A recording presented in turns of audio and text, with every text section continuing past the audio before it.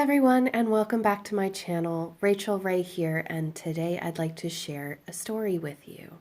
This is the first in a series of children's stories from Ireland that I'm going to share on my channel while doing a time lapse of diamond painting. I really hope that you enjoy, and if you'd like to see more of these videos, please give me a like and consider subscribing for more. If you're at the beginning of this series, I would encourage you to play on through the playlist, and I'll have that linked down in the description below. Without further ado, I'd like to introduce you to the story of Oisin in Tir na nÓg. One morning, the Fianna were hunting deer on the shores of Loch Line in Kerry. They saw a beautiful white horse coming towards them. Riding on the horse was the most beautiful woman they'd ever seen. She wore a long dress as blue as the summer sky, studded with silver stars, and her long golden hair hung to her waist. "What is your name, and what land have you come from?" asked Finn, leader of the Fianna. "I am Niamh of the golden hair. My father is king of Tir na nÓg," she replied. "I've heard of a warrior called Oisin. I've heard of his courage and of his poetry. I have come to find him and take him back with me to Tir na nÓg." Oisin was the son of Finn. He was a great hero and a poet. "Tell me," Oisin said, "what sort of land is Tir na nÓg?" "Tir na nÓg is the land of youth," replied Niamh. "It's a happy place, with no pain or sorrow.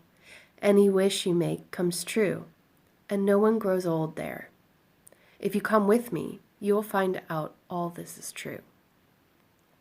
Oisin mounted the white horse and said goodbye to his father and friends. He promised he would return soon. The horse galloped over the water, moving as swiftly as a shadow. The Fianna were sad to see their hero go, but Finn reminded them of Oisin's promise to return soon. The king and queen of Tir na nÓg welcomed Oisin and held a great feast in his honor. It was indeed a wonderful land, just as Niamh had said. He hunted and feasted, and at night he told stories of Finn and the Fianna and their lives in Ireland. Oisin had never felt as happy as he did with Niamh, and before long they were married. Time passed quickly, and although he was very happy, Oisin began to think of returning home for a visit. Niamh didn't want him to go, but at last she said, "Take my white horse. It will carry you safely to Ireland and back. Whatever happens, you must not get off that horse and touch the soil of Ireland. If you do, you will never return to me or to Tir na nÓg." She did not tell him that although he thought he'd only been away a few years, he had really been there 300 years. Ireland seemed a strange place to Oisin when he arrived back. There seemed to be no trace of his father or the rest of the Fianna. The people he saw seemed small and weak to him. As he passed through the Glian na Small, he saw some men trying to move a large stone. "I will help you," said Oisin. The men were terrified of this giant on a white horse. Stooping from his saddle, Oisin lifted the stone with one hand and hurled it. With that, the saddle girth broke, and Oisin was flung to the ground. Immediately, the white horse disappeared, and the men saw before them an old, old man. They took him to a holy man who lived nearby. "Where are my father and the Fianna?" Oisin asked. When he was told that they were long dead, he was heartbroken. He spoke of the many deeds of Finn and the Fianna and their adventures together. He spoke of his time in Tir na nÓg and his beautiful wife that he would not see again. Although he soon died after, the wonderful stories of Oisin have lived on. The Beggerman. The Fianna were preparing to set out for a day's hunting. They had camped overnight on the hill of Howth. "This will be a good day," said Conan Moel. I feel so well, I will run fast. In fact, today I will run faster than anyone anywhere. All the Fianna laughed because Canaan was short and rather fat. Suddenly a voice spoke. It seemed to come from a bush nearby. Fast? You run fast? Rubbish. No one could outrun me. With that, a strange-looking sight appeared from the bushes and stood before the Fianna. It was an old beggarman, dressed in a long, tattered coat that reached the ground. On his feet he wore enormous boots that were so caked with mud that he could barely lift his feet to walk. While this was happening, no one noticed a ship sailing into the bay, nor had they noticed the warrior who had jumped ashore and was striding across the beach towards them. As he walked, his golden helmet glistened in the sunlight, and his purple cloak blew out behind him. The Fianna were taken by surprise. "Welcome," said Finn, leader of the Fianna.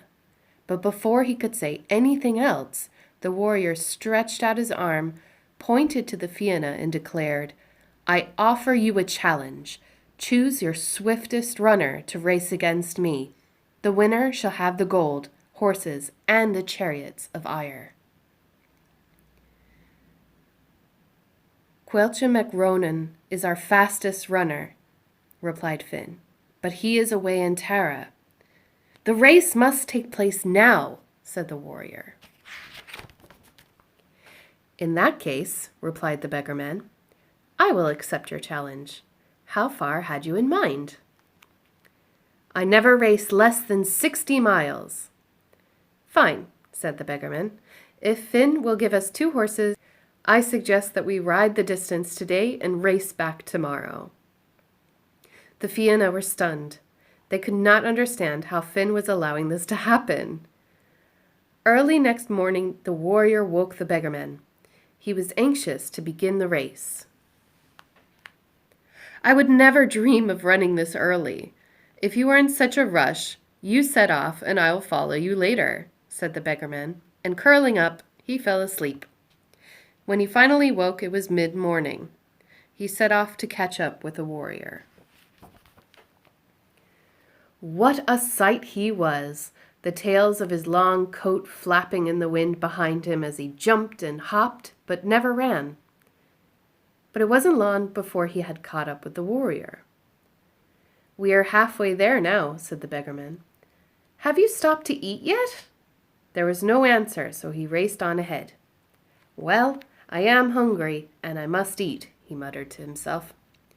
The bushes around were thick with ripe, juicy blackberries. The beggarman began to gobble them up in fistfuls. By the time the warrior caught up with him, his coat and face were purple with blackberry juice. "The tails of your coat are caught up in the bush 10 miles back," snarled the warrior. "Oh dear," said the beggarman. "It would never do for me to lose them." Running backwards, he found them, and with 3 long hops and a jump, caught up with the warrior again. Meanwhile, Finn and the Fianna were waiting on the top of Bin Adair. "Do you see anyone coming?" they asked each other. "I can see something in the distance," whispered Conan Mal. At the sight of the beggarman, the Fianna gave a great cheer of joy and relief. But as they gathered round him, they heard the fearsome roar of the warrior as he approached with his sword drawn. He swung the blade of the sword at the beggarman, but when the Fianna looked, the warrior's head was rolling by the beggarman's side. "Let that be a lesson to you," said the beggarman. "It's a lucky day for you that I'm feeling generous." With that, he reached down, picked up the head, and threw it back on the warrior's shoulders, where it landed back to front. "Our thanks to you, my friend," said Finn. "You have saved the honor of the Fianna, and I now know who you really are." Turning to his men, Finn said, "This is the prince from Tir na Nog. Once a year he becomes human." "I've enjoyed my time with you, but now I must return to my own people," said the beggarman. He raised his arms to wave, and as he did, his appearance changed, and there before them stood a tall, fair-haired prince. As they watched, a white mist surrounded him, and when it cleared, he had disappeared, leaving them alone on the hill of health. Our last story today is called The Crock of Gold, and it is a leprechaun story, so I hope you enjoy. It was a clear moonlit night as Tom walked home from the village. Suddenly he heard a most peculiar sound coming from the bushes ahead. His mother had warned him to ignore strange sounds at night, and this was when the fairy people appeared. Even so, Tom paused for a moment before moving closer to the bushes to see what could possibly be making the noise. He couldn't believe his eyes. There in front of him was a little man no bigger than Tom's hand, with his beard tangled up in the bush. He wore brown trousers, a green waistcoat, and a bright red cap on his head, and his tiny shoes were on the ground beside him. He had something in his hand, and when Tom looked at it closely, he saw that it was an owl the size of a thimble. "This is my lucky day," Tom thought to himself. "I have found a leprechaun, and every leprechaun has a pot of gold. I just have to keep him in sight, and the gold will be mine." Tom grabbed the leprechaun. He struggled, but Tom held him tightly and untangled his beard. This made the little man angry, but Tom ignored his bad temper and whistled a merry tune. All the while he made sure that he kept a firm hold on the leprechaun. "Put me down," he shouted. "Not until you give me what you've hidden in your crock of gold," replied Tom. At last, when the leprechaun realized that Tom was determined not to let him go, he said, "Right, I give up. The gold is buried under this bush. Now let me go." "Oh, no," said Tom.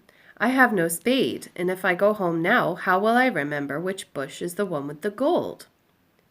"Well, why not mark the bush with your handkerchief?" suggested the leprechaun. "Of course," agreed Tom, "but you must promise me that you won't take the gold when I'm gone." The leprechaun promised, so Tom put him down and set off home. The dawn was breaking by the time Tom returned. As he approached the bushes, what a sight met his eyes! Every bush had a bright red handkerchief tied to its lowest branch. "What a fool I was to let the leprechaun out of my sight," he whispered sadly to himself. "The gold will never be mine now." Perhaps he imagined it, but as he slowly made his way home, Tom thought he could hear the sound of laughter blowing on the wind. Thank you so much for joining me for this section of A Child's Treasury of Irish Stories and Poems. This book is available at Gill & Macmillan, and I will leave a link in the description below. Please join me on our next adventures reading Irish children's stories, and I hope to see you all there.